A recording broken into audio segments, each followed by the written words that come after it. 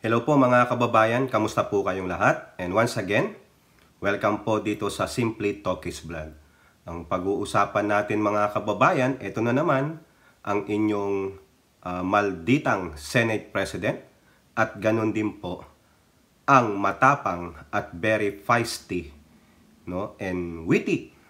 May bagong word tayo na Palace Press Officer and USEC ng PCO na si Attorney Claire Castro.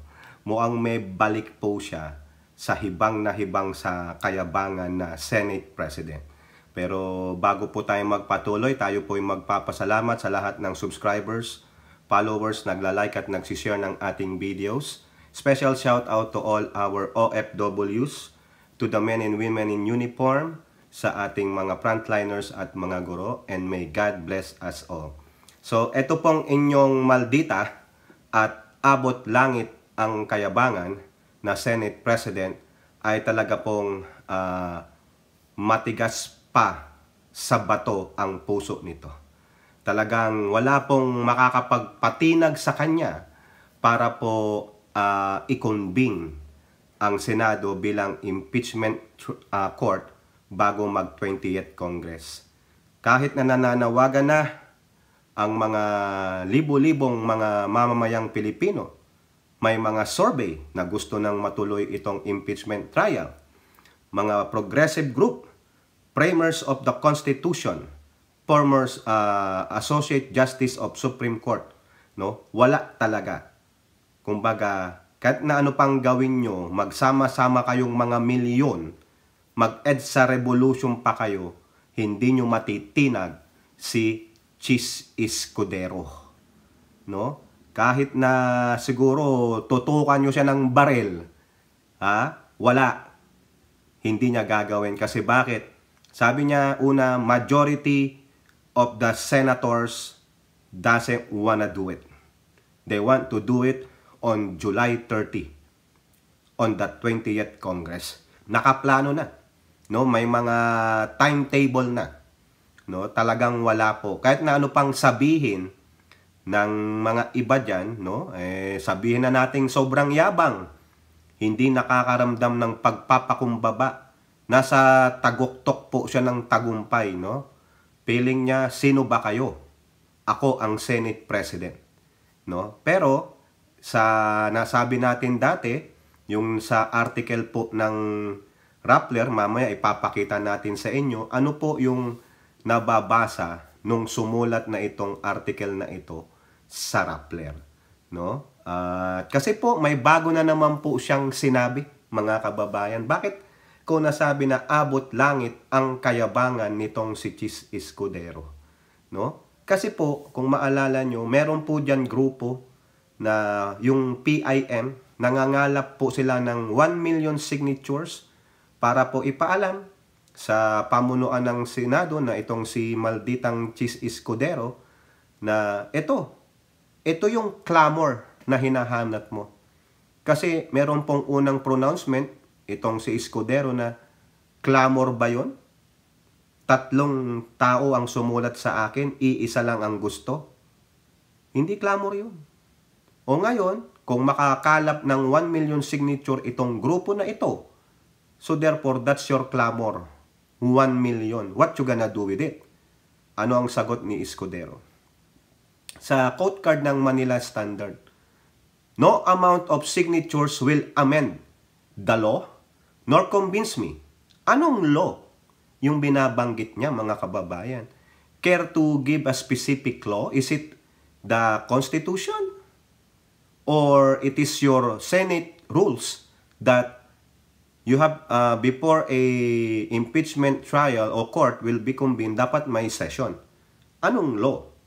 Nor convince me to violate it by convening the impeachment court during recess and without complying with the requisite conditions precedent. So, ibig niya sabihin, walang kwenta ang ginagawa ng grupong PIM, no? Nakalimutan lang natin ibig sabihin ng PIM na yan. O People's Movement for Impeachment ba yun? No? PIM. Correct me if I'm wrong. So, binasag niya na po yung movement na yan na 1 million signature to convene the impeachment court para masimulan na kaagad ang impeachment trial. Kung yung Constitution, no, hindi sinusunod ni Chis Escudero, kayo pa kaya susundin niya? Kayo pa kaya nadaldal ng mga House prosecutors, yung mga representatives? Kayo pa kaya ng mga Associate Justice retireds? Kayo pa kaya ng mga framers ng Constitution? Kung yung mismong Constitution ayaw sundin ng Senate President, ano pa ang makakapagpasunod sa kanya? Ang korte? Sinasabi niya ni Escudero dati, tanging court order lamang na magmumula sa Supreme Court ang makakapagpagalaw sa akin. It is the order of the Supreme Court. Pero may mga sinabi siya na mga issues dati. May mga pinag-utos ang Korte Suprema sa Kongreso na dapat gawin. Pero anong ginawa ng Kongreso? Hindi sinunod. Sa palagay nyo, sa aking opinion, maski na may court order pa rin, palagay ko hindi susundin ni Escudero yan kasi nagbigay na siya ng mga pronouncement niya dati. Diba? So wala po. Kahit na mangalap kayo ng ilang milyong signature, gawin nyo pang 32 million yan o 16 million yan, wala po. Hindi susunod ang inyong maldita, lunod na lunod sa kayabangan at kapangyarihan bilang Senate President na si Chis Escudero. Sabi niya, I will not violate the law. We will not amend the law. Dito pa sabi niya, the law is not bendable and should not bow to anyone's dictate simply because of their own desire, bias, and timetable of wanting to rush the impeachment proceedings versus BP Sara. O ayan. Wala daw. The law is not bendable and it will not bow down to anyone's desire. Pero siya, ang desire niya ang nasusunod. It is only his desire. Anong klaseng leader ito? Anong klaseng Senate President ito? At the same time, pinapatulan niya lahat. Diba? Patolang maldita. Karen na Karen ito. Ito po yung tinatawag nating super privilege na mambabatas. Hindi siya ng pagpapakumbaba. Hindi siya makapagbuo ng isang magandang statement na kung saan may humility. Ito yung tinatawag mo nating mga spoiled brat. O di ba? Baka naman birds of the same feather kayo ni Sara Duterte. O ngayon mga kababayan, puntahan natin dito yung article nitong Rappler. Isinulat ito nung March 4. Ito yung sinasabi ko sa inyo. The Vantage Point. O kung sino man nagsulat niyan, si Villanueva, Chis, hemming and hawing on BP Sara impeachment. So dito, sa panimula niyan, kinikwento niya lang yung mga sinabi ni Escudero. Yung mga nandyan, yung mga kwento niya na may pinag-utos ang Supreme Court, bla bla bla, public clamor. Pero, ito po ang nakikita ng writer dito sa kanyang opinion. Ito po. The consensus is that the Senate President is just sucking up.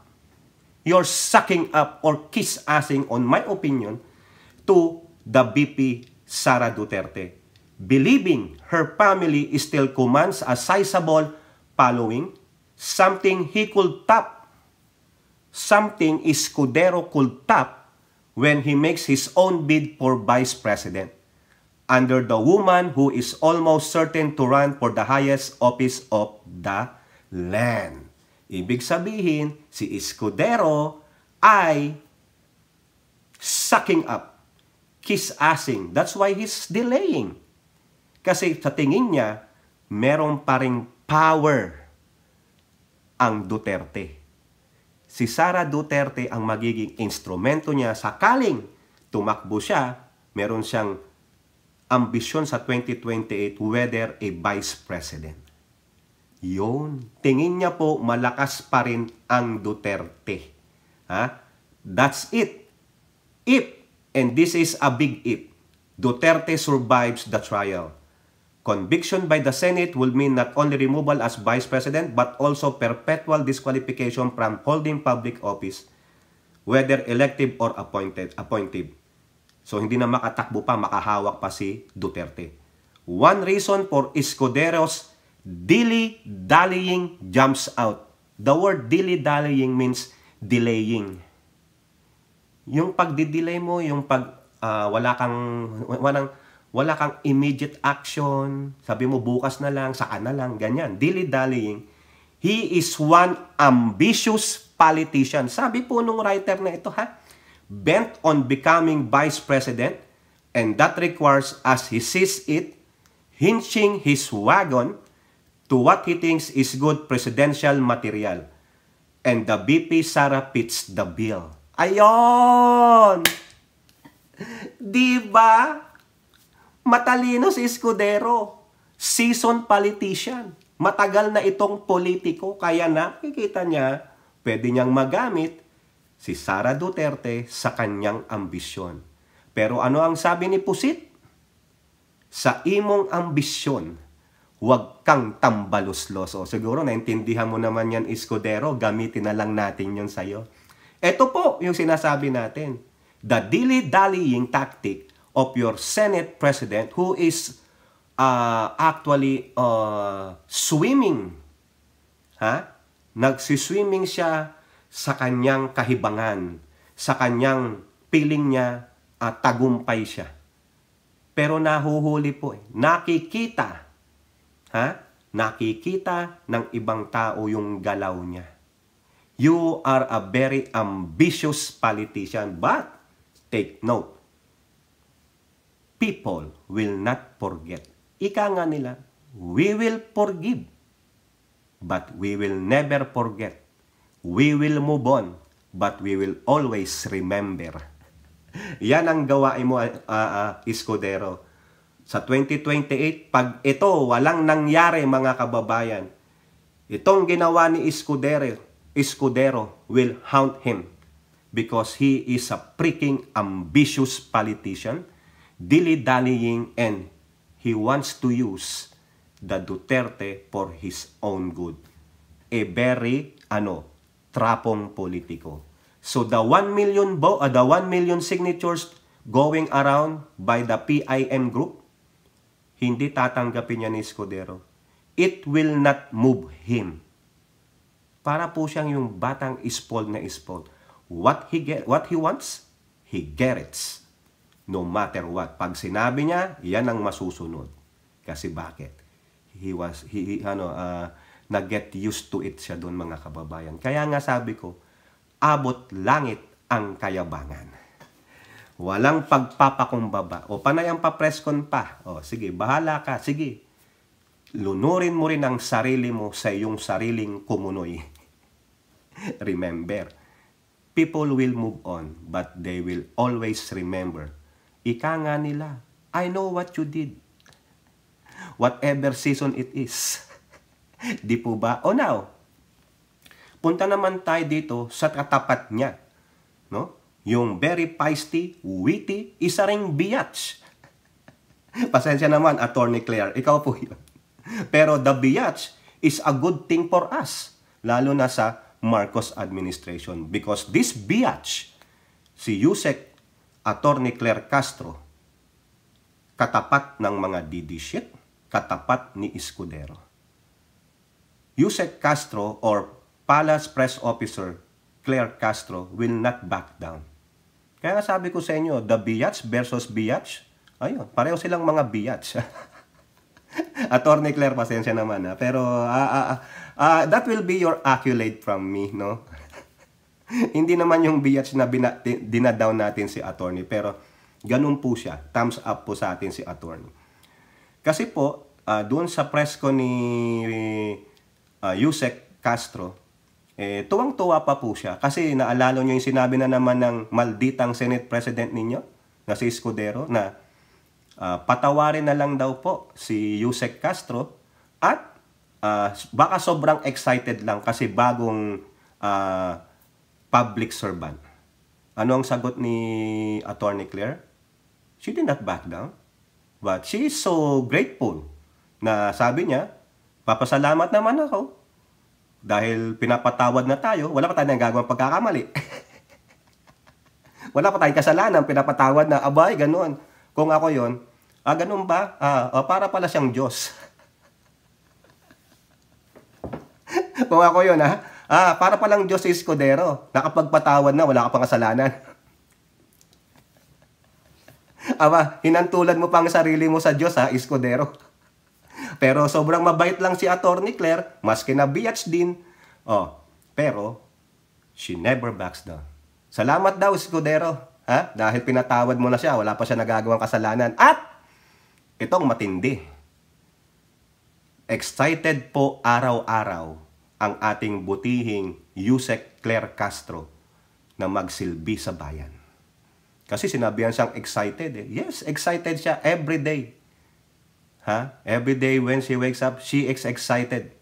Ganun dapat ang feeling natin. Why we are so excited? Because we know that every day we wake up is a blessing. Kaya excited tayong magtrabaho, gumalaw. Diba, Chis Escudero, ikaw lang ang hindi excited kasi ikaw ay feeling mo, hari ka. Pero sa pagiging mapagmataas mo, ano tingin sa'yo ng tao? Anong tingin sa'yo ng tao? Tae. Kaya kay Attorney Claire, saludo po sa inyo. Kaya dapat tayo gayahin natin yung sinabi ni Attorney Claire. Every day in our life, we should be excited, no? To do things what we love to do, no? To go out there and serve the public, lalo na sa mga government officials. Be excited kasi nandiyan kayo. You are a public servant, no? And the same time, magpasalamat tayo sa Diyos at ipagdasal natin ang mga hibang sa kapangyarihan tulad ni Senate President Chis Escudero. Kayo po, ano po inyong masasabi? Comment down below and don't forget to like and share. Hope to see you in the next videos. Bye-bye. God bless.